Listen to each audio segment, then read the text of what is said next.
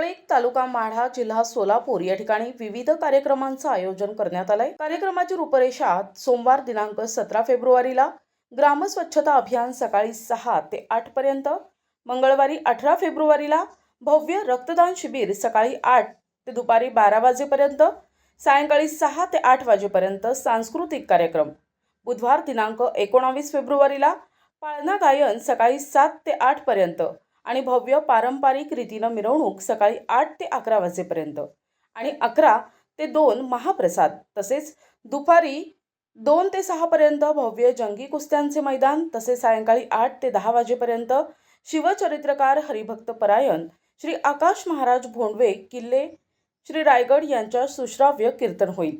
आयोजक सार्वजनिक पारंपरिक शिवजयंती महोत्सव समिती आणि समस्त ग्रामस्थ, रोपळे तालुका माढा जिल्हा सोलापूर। प्रतिनिधी संदीप भगत, NTV न्यूज मराठी, सोलापूर।